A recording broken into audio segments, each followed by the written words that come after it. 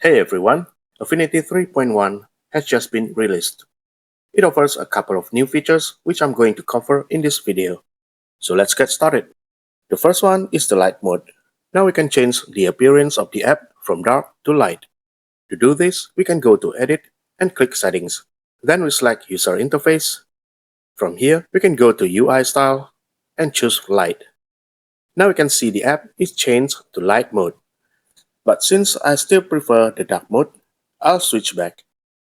Another change in Affinity 3.1 is in the home screen. So let's go to the home screen section and we can adjust the appearance of the home screen right here. We can select which mode we want to show on the home screen. We can also drag to rearrange them. Next up is the live tone blend group. I have prepared some images here, a mountain image with a transparent background, a red sky image, a blue sky image, and a night sky image. Now if we combine the mountain and the red sky, we can see the tone doesn't match at all. To fix this, we can select the image we want to adjust the tone of, which is the mountain image. Go to Pixel and select Live Tone Blend Group. We can then play around with the settings to match the colors. Once we're done, click Close. Now when we change the background, the color tones are adjusted automatically. Next is the Tone Brush tool. Almost similar to the Live Tone Blend Group, but with the Tone Brush tool, we can take control to do it manually. To use it, select the image, then grab the Tone Brush tool. Make sure to go to the Context toolbar, select Blend right here, Overlay for this one, and clip inside right here. After that, we can brush the image to change the tone. Please note, when using the Tone Brush tool, the color tones won't adjust automatically when you change the background. Now let's move to another new feature. It's the ability to convert a selection into a curve, which is a vector shape. To do this, click the selection tool. I'll choose the freehand selection tool and draw our preferred selection. To convert the selection to a vector shape, go to Vector and click Convert to Curves. Now we can edit the nodes just like any other vector. The next update is on the pen tool. Now if we grab the pen tool, draw a line, and when we want to remove one of the nodes, we can move our cursor over it and click to remove it.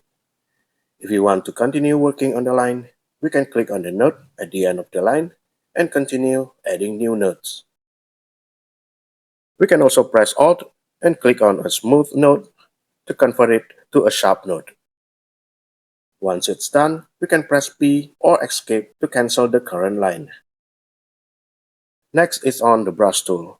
We can now bring up the settings on the brush tool just by right-clicking anywhere on the document. To hide the settings, simply press Escape. Now we can also edit gradient swatches after we add them directly in the Swatches panel. Just go to the Swatches panel, right-click on the gradient swatch, and select Edit Fill. Next, we now get the ability to add a caption to an image. To do this, we select the image, go to Layer, and click Add Caption. If the menu is grayed out, that means our picture is a pixel layer, so we need to convert it to an image layer. To do this, go to the Layer menu, select Convert, and click to Image Resource. Now our image is an image layer. Let's add a caption again. Go to the Layer menu and select Add Caption. On the pop-up window, we can adjust the settings, like the figure. I can remove this and just enter any relevant text. Then I can change the format, paragraph style, change the alignment, and so on. Now let's move to the next one, which is the Equirectangular Projection. I've got the image here and it's an image layer.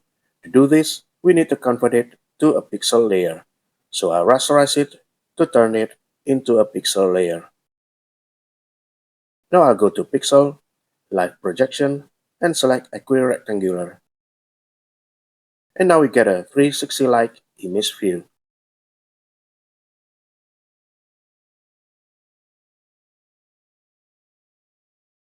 We can go to the context toolbar, adjust the heading and pitch,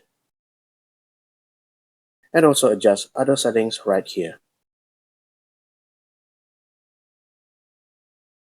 So that's it. I hope you enjoyed the new updates. Leave me a comment if you have any questions. Thanks for watching, and I'll see you soon in the next video. Bye.